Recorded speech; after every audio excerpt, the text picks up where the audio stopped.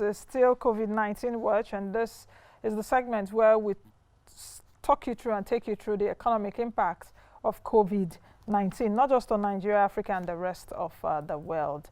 Today, we're looking at the economic impact of COVID-19 on the 2020 farming season. In as much as we're trying to battle the COVID-19 pandemic, of course, health is number one, life is number one. But after life, I think the next one is food. We need to also feed ourselves. So that's why I'm looking at that today, the economic impact of COVID-19 on 2020 farming season. The rains have started, I guess. It rained yesterday in Abuja, at least where I live. You know, Abuja is so, it can be raining in Asokoro. It's not raining in Wuse. I don't know. I will have to get the weather people to explain that. But that's what we're looking at today on the program. I'll be interviewing five men. I'm the only woman in the midst of the men today. God help me. Iliyasu Gashinbaki is with me here in the studio. He's the country director of MECA. Welcome to the program. Thank you very much for having me. You joined me last week, I think. Yeah. We started this discuss. Yes. Last week, yes. And I'll be having the national president of All Farmers Association of Nigeria join me from Kano. Is he ready? The national president, Farouk, Rabiu, MUDI. Okay, let me start with him since he's here, since he's there with me. Welcome to the program, Mr. MUDI. Thank you for joining me today. Okay, thank you. How are you today? How is Kano? What's the situation report in Kano? We are okay. Okay, let's get started. Speak to me about what this impact will be, the COVID-19 impact on our farmers around Nigeria. Since you are the national president, you represent all the farmers in Nigeria. I hope so. But speak to me about the impact. Yes, like we all know that this issue of COVID-19, it affects everybody, the whole world. It also affects the farmers. But although our farmers here, most of the activities of the COVID-19 are in the urban, and all our farmers are in the rural area, but they are having their activities of farm going on.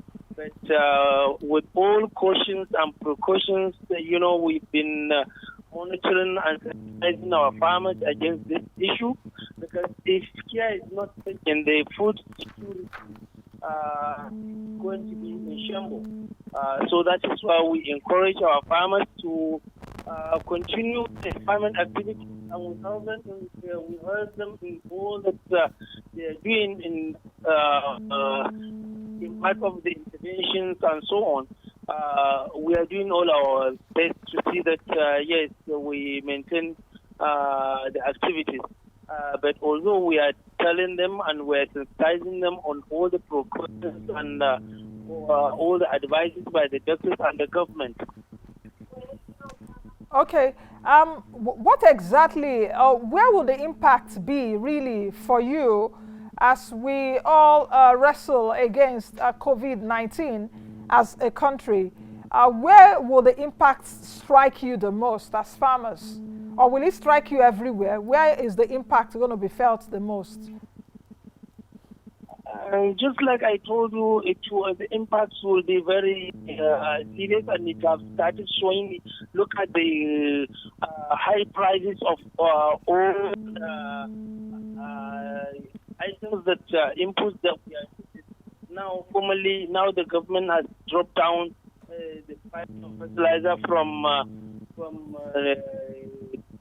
5,500 to 5,000 naira. Yes, because the fertilizer is not enough. Look at it in the open market; it's sold about 15 to 16,000. So that will actually have an impact on the price of the commodities after harvest, and so on, and many other things that we're supposed to get. It's very easy. We cannot get because some other states like Lagos, Abuja, that we get some other things. They are all closed, so farmers are having it not easy, are having it very difficult. Is the Federal Ministry of Agriculture, that's the federal government, are they engaging you as the Farmers Association to get us out of this? Last week, the president approved 70,000 metric tons of grains to be released from the strategic grains reserves. Is there an engagement with your association now in terms of, okay, perhaps production, rains have just started. Is there an engagement from the government? Not yet, but I'm keeping in touch. I'm in touch with the minister.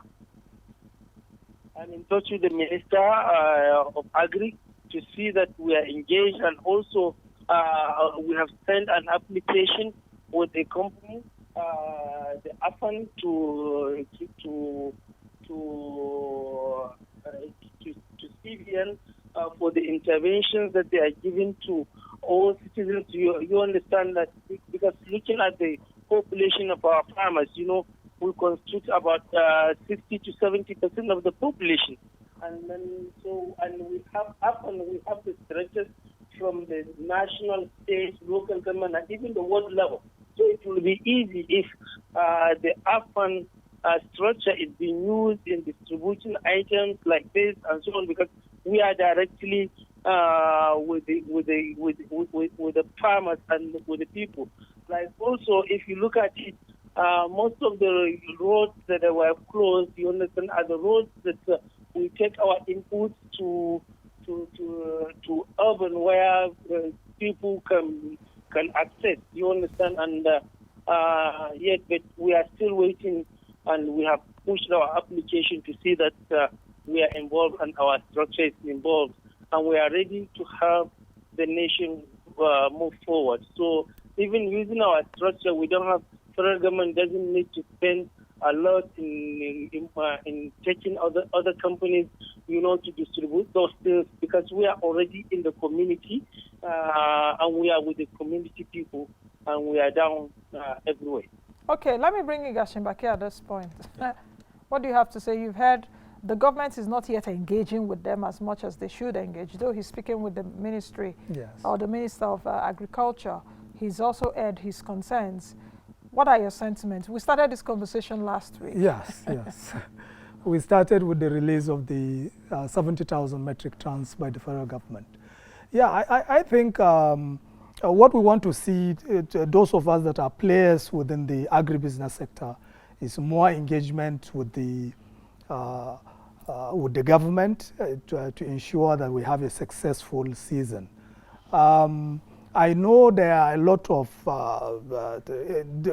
there are several moving parts to this as we speak, but we are hoping, for example, more of the incentives should come directly to the Nigerian farmers, and working to all these farmers associations, working together, working with the ministry, working with the private sector coalition, put together. And I think we are also happy that the federal government has reduced the price of fertilizer from 5,500 to 5,000. But normally, should the government be in fertilizer markets in the first place? No, the PFI is one of the novel initiatives that in my own opinion, has worked, because before now we had a situation where government is spending in excess of 60 billion in subsidy. Some years ago. So, but with the PFI initiative, that is no longer the case, and we have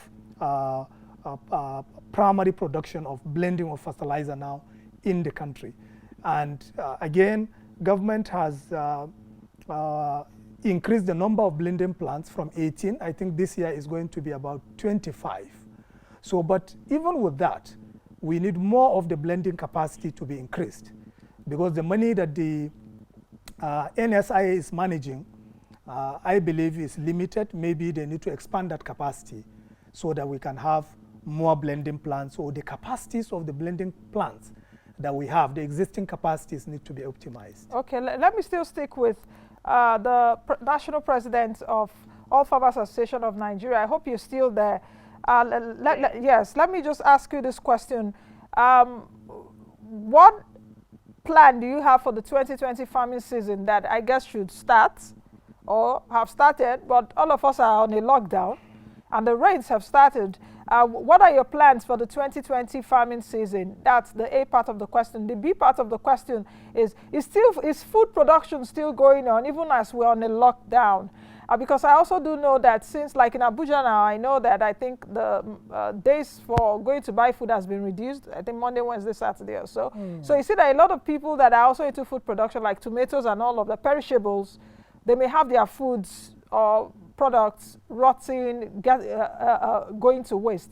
So what are your plans for this 2020 farming season? And if you're producing, how are you producing right now with a lockdown? Okay.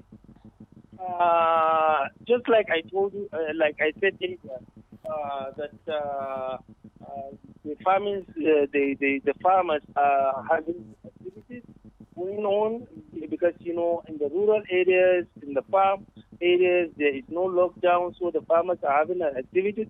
And thanks to the federal government, they have considered the farmers, like when we are moving from one place to another, they have given us a paper for need that we can pass if they see us, like if you look at the poultry farmers, if they are locked down, taking their vaccines, the food item, and they feed, animal feed, and so on. You know, if they are locked down, you know, those animals or livestock, you know, there will be a problem. So we have the permits, and even the farmers, we have the permits. We have sent all the permits that the federal government has given us. You know, so the federal government has considered us in this lockdown issue. So we are passing through some other things, but yes, there is a lot to be done. That is why even this week, the old farmers is providing more tractors. Ourselves and MECA that is there. There is the issue of we the farmers from our own end, because the activities of the federal government has mostly gone down. So we the farmers, we will start even by this week, maybe Friday, this coming Friday, we will start sharing tractors to about 4 to 15 states that we're going to give, and then so that these activities of our farming is not stop. And I can assure you, things is not going to be as worse as people are going to think, because we have taken a lot of measures, and even the measures have been taken since the inception of this President Muhammad Buhari, when he said go back to farm, and he actually put us on the right track, as if he has known that this thing is going to happen. You know, people were very angry with the closure of the borders and so on and so forth. Okay. You know, and now that the COVID-19 has closed all the borders internationally everywhere, so you know we have started managing ourselves by the policies of the government, by closing the borders and so on. So okay. Let me halt you a bit if you can hear me. Let me halt you a bit if you can hear me, because I will end the segment with you. I need to move over to the national president of Sorghum farmers. Just speak to me. Do you think that we'll have food scarcity even as the weeks and months go by? Are we going to have food scarcity, or we're going to still have production of food? Because we need to know that businesses are not on the topmost shape right now. So the little money we have, definitely 3/4 of it goes to food, definitely. But will there be food for us to even buy? Will there be scarcity? Yes, there will be, but not as much as people are anticipating. Like I told you, it's not as much as, because we, the farmers, like we said, our activities are right now going on in our farming. When you come to all the villages across all Nigeria, the farmers are right in their farms, in the villages, you know, having their, but there should be, the scarcity will happen. Okay. Everybody knows that, but it's not as, I don't think it's going to be as huge as possible, because we and the government, we are putting heads together to see that the farmers, the activities of the farmers in the farming area is restricted and is going on. So basically, I think the food scarcity will happen, but not as much as we are thinking. Okay. I think we'll leave it at that. I will continue to engage with you in days and weeks to come. Let's see. I'll continue to follow you guys and see that at least let's see the effect of this, and hoping that Nigerians will still have food on their table. I know it will be expensive. But anyway, thank you for speaking with me this morning. Yes. I will engage with you further. Yes. Yes, yes. Okay.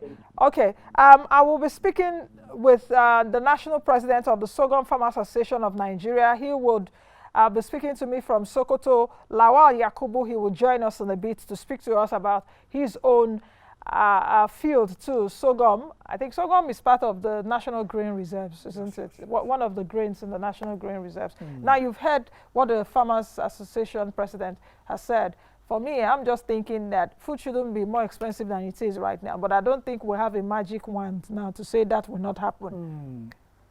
Yeah, I think he has said it all. We just need to do all the planning that is needed to be done to ensure that we have a successful season, despite the enormous barriers to progress constituted by the COVID-19. And one of those areas that we need to tackle immediately is because from the fertilizer end, from what I know as of today, I think we have made a lot of progress. All we need to do is to increase the capacity. But from the mechanization point of view, I think a lot needs to be done in that direction, because as we speak, we have about 89% human labor, 10% animal power, 1% mechanization in this country. No, please come again. Let me hear. We have about 89%. Okay. Human labor. Human labor. Oh, yeah. 10% animal power, 1% mechanization. Really? Yeah. So, and to feed a country of 200 million people, we are still far from it when it comes to proper food production. And because, again, the supply chain across the world has been disrupted, we need to be able to increase or optimize the capacities of our local companies now to begin to see how they can produce component parts of these agricultural equipment.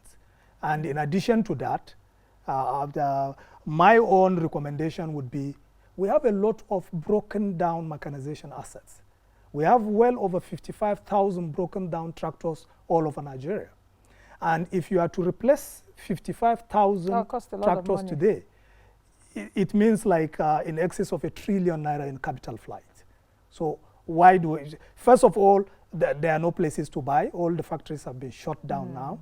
And then secondly, it doesn't even make sense to throw away that kind of capital away. Can we rehabilitate that? Yeah, so the whole idea is to refurbish. Okay, to refurbish, but where do we get materials to refurbish? That is where local content like... the Innocence? Yes, the Innocence, the... Nasini has workshops that can fabricate a lot of these things. And when you go to Aba, a number of things can come out from there. Yeah. So the parts components that we need to import, we can locally fabricate them, and it will create jobs. Okay. The national president of Sorghum Farmers Association of Nigeria is joining me from Sokoto, Lawal Yakubu. Mr. Yakubu, good morning to you from Abuja to Sokoto. How is Sokoto? Hello? Hi. Fine, good morning. Good morning, Mr. Yakubu. How is Sokoto? Give me the weather report there. Is it hot? Sokoto, the temperature is high, above 40 degrees. Wow. This is the peak of the hot weather because usually April, May, March, April, the temperature is high in Sokoto. It rained here in Abuja last night, so I wish it could rain there so that you feel a bit of wet weather. But anyway, let's move ahead to the conversation. Sorghum farmers, the president approved the release of 70 metric tons of grains from the strategic grains reserves. Speak to me about what your association is doing now. As I spoke to the Farmers Association president earlier, speak to me about what your association is doing. Would we see enough supply of sorghum this period? You know, we are already participating. Yeah, thank you. Our association, the Sorghum Farmers Association of Nigeria, are participating in the Central Bank Anko program. And we have an off-taker who takes the farm produce from our farmers and supply to the end users, like the strategic grains reserve and also the companies processing the sorghum to other finished products like Destiny and other companies. So what we do after we produce, the off-taker come to take from our respective aggregation centers and supply to the end user and pay back to us. Then we pay back the federal government through the Anchor Borrower program. Okay. So that's the value chain of the supply. The excess from that is sold to the public market. So the strategic grains reserve already uptake during the harvesting period. It's not now they bought the sorghum and other grains. They bought it during the harvesting period, that is from September to December. So that is when they stored the palm produce. So now that the price is increasing or is going high, the federal government finds it imperative to ask the people to caution the effect of COVID-19. Okay, are you assuring Nigerians, as the president of Sorghum Association of Nigeria, that we'll have enough supply with this value chain which you've mentioned? Yeah, of course. You know, last year we had 5,400 farmers, and now, 54,000 farmers, and this year we are targeting 100,000 farmers, and an average of 2 metric tons per hectare of sorghum. We are expecting to produce about 200,000 farmers alone under SOPAN, which is the Sorghum Farmers Association of Nigeria. We have a sister organization called NASFAM, which also have their own number of farmers. For this year, they have up to 30,000 also, 2019. So we will do our best, but obviously there is the challenges of the scarcity of the farm inputs because of restriction of movement. And, the farm inputs such as herbicides, pesticides are all imported. And now that there is restriction of movement, there will be scarcity of supply. And even the fertilizer now, even though we have many blending plans as the president of APAN has said, but the affordability, the price is really increasing, and therefore that will affect the ultimate price of our produce at the end of the year, because the economic of production per hectare by the farmers will go up, and that will really ultimately translate to higher price at the end of the harvesting period, except if there are intervention by federal government or other stakeholders in the value chain. Okay, I think, Mr. Yakubu, we'll leave it at that. I've noted your concerns. I'll continue to engage with you also as the weeks go by. Thank you very much for speaking with me this morning. Thank you very much. Thank you. Okay. I will be speaking next with the National President of Wheat Farmers Association of Nigeria. He will be speaking to me from Kano, Salim Saleh and Muhammad. You've heard what the president of sorghum farmers has said. Inputs, herbicides and pesticides the supply may just pose a challenge. And what came to my mind is, can't we also have indigenous companies or local companies now moving into that? Earlier on in my analysis, I did talk about companies around the world now moving to other things to fill in the gap. Yes. Is it that we cannot produce pesticides in this country and herbicides? I don't understand. I think that's where we need to now deploy the capabilities we have in our universities. With all and the of science course, we in are the studying? Ministry of Science and Technology, this is where institutions like NACINI need to deploy all their capabilities, because they have scientific equipment laboratory where these reagents, especially for schools, are being manufactured. So we need to deploy all our internal capability, because this is the point now to do that. For example, the National Seed Council, we also need to ramp up its own capacity by linking it up with university research centers, because in 2020 alone, we have seed shortage, or the quantum of seeds that is needed is about 440,000 metric tons, which is almost about 140 to 150 billion worth of seed that is needed for this farming season alone. So we are talking about situations where if we don't develop internal capacity, there will be huge, and there has always been huge capital flight. These are areas where we always spend our money.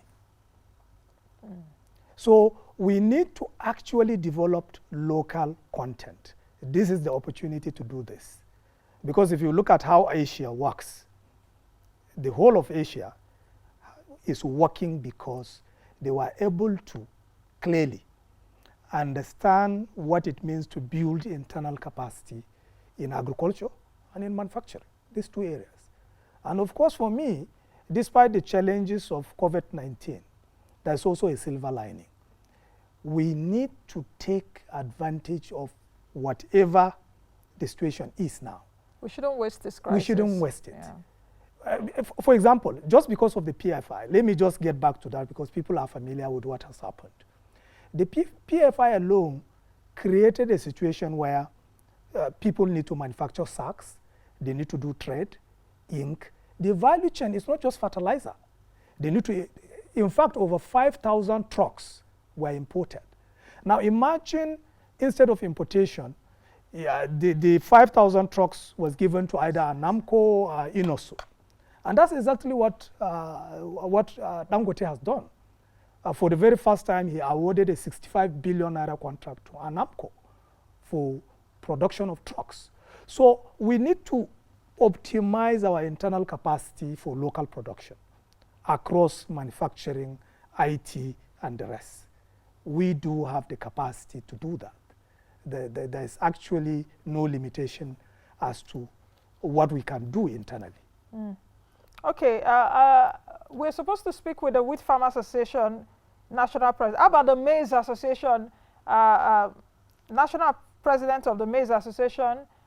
If we can also get both of them on the line, they're expected to join me so that I would have an idea of what is happening with the association and the supply of some of these important grains that Nigerians eat: maize, wheat, sorghum. What else? Yes, wheat, rice. sorghum, yes, rice. And rice. Rice, yes. Yeah. And you're seeing that sorghum, which they also needed, is a value chain in the beer industry and what have you. Yes. Now, moving ahead, if we still look at, you just spoke about we shouldn't waste this crisis at this time. Yes. What do you think is the role of data and technology? You've talked about it earlier, but do you think, even though we're saying we shouldn't waste this crisis, do we have the capacity not to waste the crisis without the import factor playing? You understand what I mean? Yeah, but we are already here. Everywhere is locked down. The production chambers of the world, like which is Asia, is now shut down. So there is nowhere that you can even import these things, because we were always, we were very delusional in our approach to things, in the sense that we are just fanciful and we want quick fixes. Now there is no any option. You can't import. So since you can't import, you have to manufacture. Okay, let's take the National President of Maize Association of Nigeria, Dr. Bello Abubakar Funtua. Dr. Funtua, thank you for joining me on the program this morning. I just have barely 2 minutes with you. Hit me with what is happening in your sector. Are you guaranteeing us that we would have maize? I don't think this is the time for maize, is it? But they'll start now. Yes, Yeah. but we're starting, isn't it? Yeah. Speak to me about your own subsector. Hello? Yes, Dr. Funtua, I can hear you. Go ahead. Okay, I think you. Okay, I can hear you. I was asking earlier what your association will be doing to help mitigate the impact of COVID-19, especially as it concerns maize production. Okay. Good morning. Maize Association, maize is one of the most strategic grains that is being used in Nigeria, because the way how maize is being processed in so many forms. So in respect of that, from the Maize Association of Nigeria, we have an increase of maize production right from 2015 to date.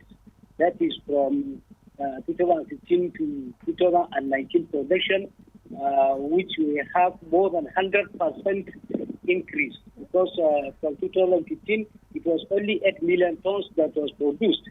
But from 2019, we produce more than 20 million tons, which you can see that there is improvement in the production.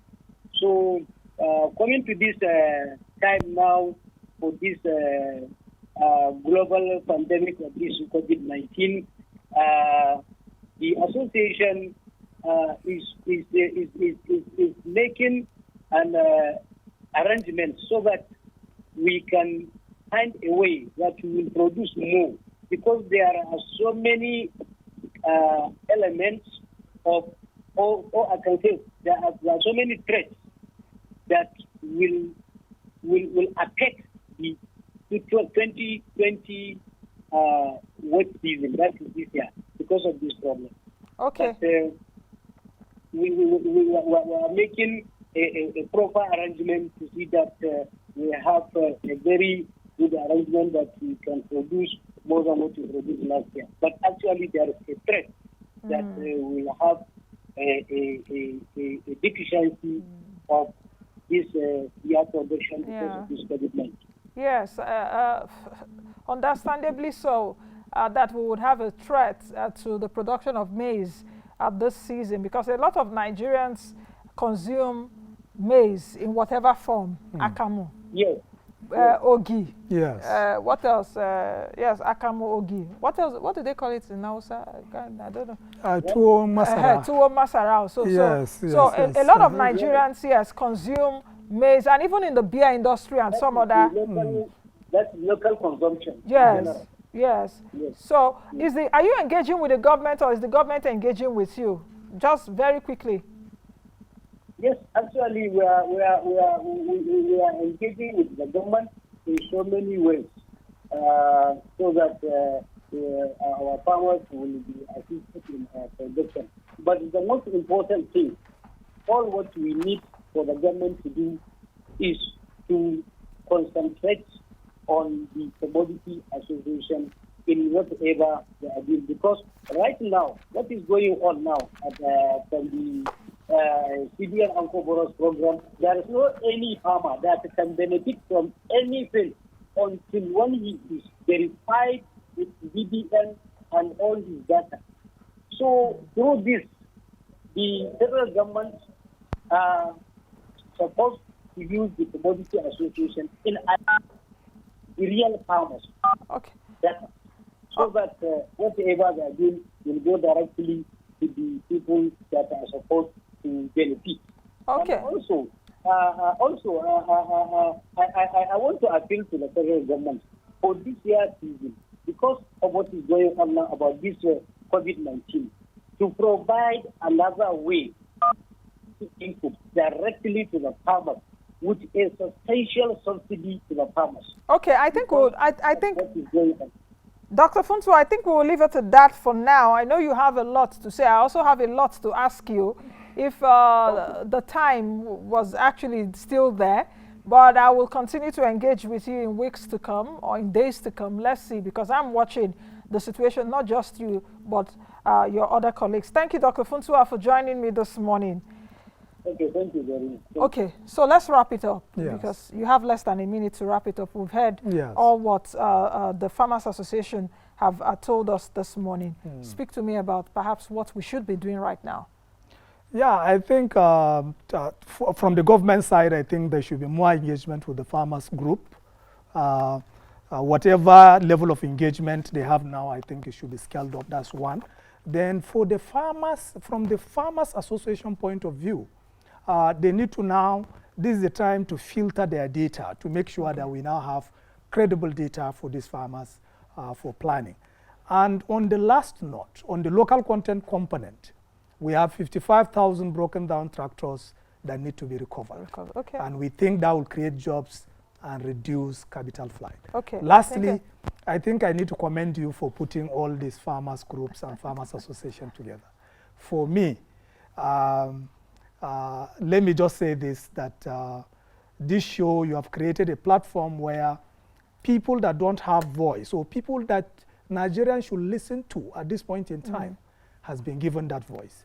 Thank you very much, and keep it up. Thank you. Thank you very much, Mr. Gashinbaki, for that compliment. Thank you. I appreciate it. I'm humbled by it. Thank you. All right, I've been speaking with Iliyasu Gashinbaki, the country director of MECA, and the presidents of the Farmers Association, Maize Association, and Sorghum Association, which couldn't join us. We'll have him on that day. All right, let me hand you over to the